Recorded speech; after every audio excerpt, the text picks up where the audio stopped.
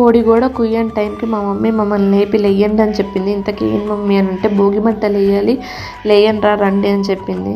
Early morning 4 o'clock అయింది. అసలు మొత్తం కాలనీ అంతా ఫుల్ నిద్రలో ఉంది. మేము తప్ప ఇంకెవ్వరూ వేయలేదు.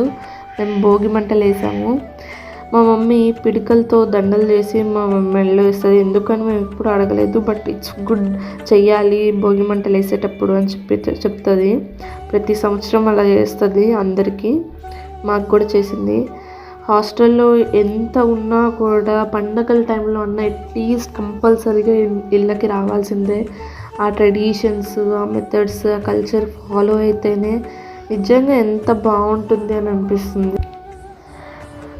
మనకి ఇన్ని రోజులుగా ఉన్న ఆల్ నెగిటివ్ థాట్స్ కానీ నెగిటివ్ ఎనర్జీని కానీ అంతా పోగొట్టి దేవుడా ఇప్పటి నుంచి అన్న ప్రశాంతమైన జీవితాన్ని, మంచి మనసుని, పాజిటివ్ ఎనర్జీని ఇవ్వండి అని చెప్పి అడగడమే ఈ భోగి మంటలు అని చెప్తుంటుంది మా మమ్మీ.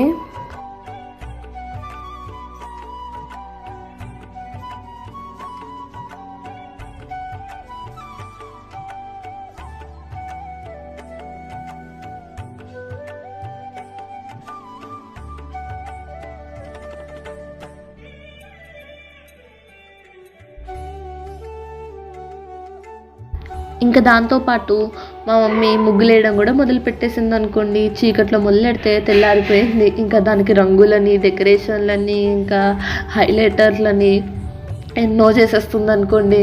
మనకేమో రంగులు వేయడం తప్ప ఇంకేవి రావు. గొబ్బెమ్మ పెట్టి దానికి మా పసుపు కుంకుమలతో పూజించి చెయ్యాలి అని చెప్పి మా మమ్మీ చెప్తుంటుంది. సంక్రాంతి టైంలో అలా చేస్తారంట. మనము ఫాలో అవుతాం అంతే, మమ్మీ చెప్పింది కాబట్టి. కానీ అనుకున్నట్టే అన్నీ చాలా బాగా వచ్చింది. అసలు అనుకోలేదు ఇంత బాగా వస్తాయని చెప్పి. మా మమ్మీకి హెల్ప్ చేద్దామని పైన అన్నీ నేను హైలైటర్స్ నేను చేస్తాను అనమాట, ఏదో ఒక చెయ్యి. ఇంకా భోగి మంట అయితే ఎంత బాగా కాలిందో, దాని చుట్టూ ముగ్గు డెకరేషన్ మనం కూడా వేసాము, బాగా వస్తుంది అని చెప్పి. ఇంకా లోపల పక్క ముగ్గలు అయితే ఎప్పటిలాగా నేను వేసేసాను. సో మమ్మీ అంతా బయట చేసేటప్పటికే చాలా అలసిపోయి ఉంటుందని లోపల నేను వేసాను అనమాట గార్డెన్లో. పర్లేదు, మమ్మీ అంత కాకపోయినా కొంచెం బాగానే వచ్చింది. ఇంకా టిఫిన్ అయితే మమ్మీ సైడ్ ఆయకుడుము with chutney and daddy side dosa with chutney తినాలి అని చెప్పి అంటారు అనమాట. సో మా మమ్మీ రెండు చేసేసింది. ఇంకా మమ్మీ అయితే మధ్యాహ్నంకి ఏం చేయాలో అప్పుడు ఆలోచించడం మొదలెట్టేస్తున్నారు.